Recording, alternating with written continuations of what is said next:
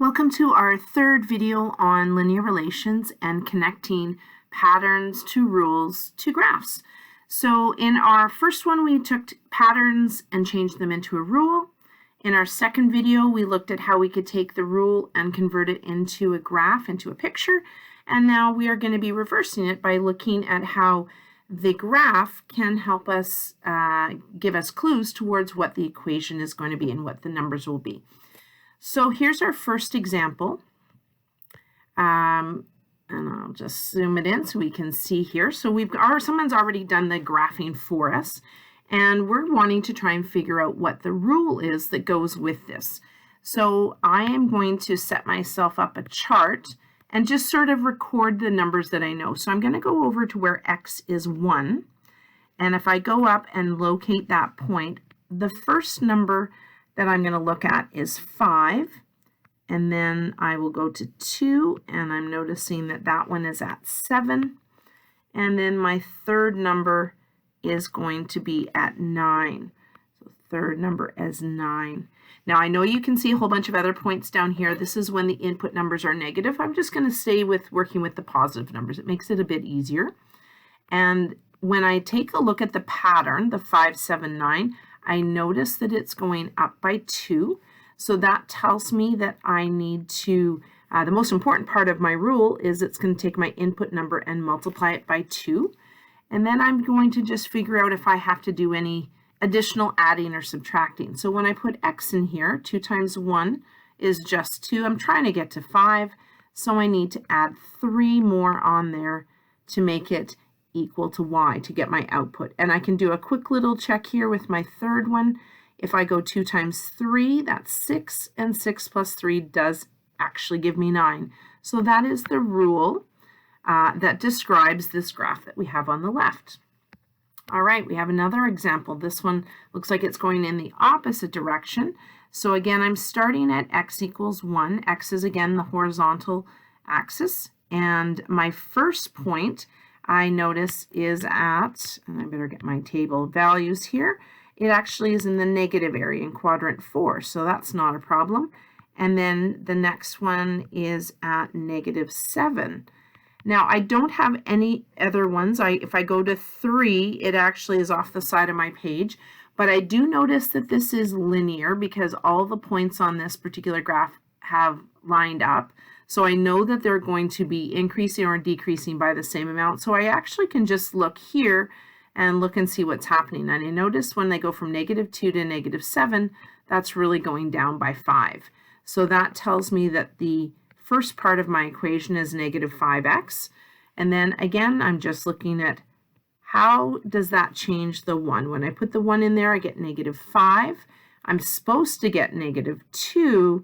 So the only way that's going to work is if I add 3 more on there, and that becomes my rule for this equation. And being that I don't have too many on here, I can double check with the 2. If I go negative 5 times 2, that's negative 10, and negative 10 plus 3 does give me negative 7. So I feel pretty good about the rule that I've got. All right, example 3, same setup here. We just have to be super observant. So my x value when it's 1, I actually have a 4. When it's 2, I'm going to go up there and it's at positive 3. And the third one, when I go up, it's at positive 2. So there's a good starting point. I notice that my pattern here is actually going down by 1 each time. So when it's going down by 1, my leading coefficient is negative 1x. It's telling me that my pattern is decreasing by 1 each time. And again, I'm just going to take a look at what happens when I put positive 1 in there. I get negative 1. I'm trying to get to 4. So for that to work, I need to add 5 on. And I probably want to do a quick little check with, let's take this one. If I get negative 3 plus 5 does give me positive 2. So there is the rule for that example. All right, last example, and then I'm going to have you guys do a couple. So again, I really like going to the chart. I find it organizes my thoughts a little bit. So when x is 1, this is equal to positive 6. When x is 2, it's equal to 4. And when x is 3, I'm looking up, and that's equal to positive 2. So again, being observant, I notice that my pattern is going down by 2. So I know that my x is going to get multiplied by negative 2. And then I'm just going to check, is that enough to convert the 1 into the 6? So when I multiply 1 by negative 2, I'm at negative 2, but I'm trying to get to 6. And the only way that's going to work is if I add 8 onto there. Okay, and there is the rule. Okay, so now that you've had 4 examples of how we did that, now writing out a t-chart is very, very helpful. I am going to have you guys go to this web link. So if you've got your phone, you can scan this QR code, and we will be able to do a little bit of practice yourself. So this link takes you to what's called a website called That Quiz.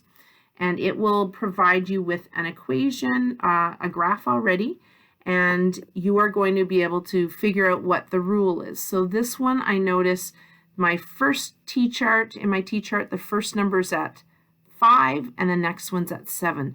So I do know that I have to have a 2x, and then again, I have to figure out if I'm either adding or subtracting, because the 1 gets converted into a 5, and if I put 1 in here, I'm only at 2, so I actually need to add 3 more on, and then I can check my answer, and it'll tell me if I've done it correctly. So I'd encourage you to spend a little bit of time playing with this. Again, the website is thatquiz.org, and it's in the algebra section. Thanks for dropping by, and feel free to leave me any comments.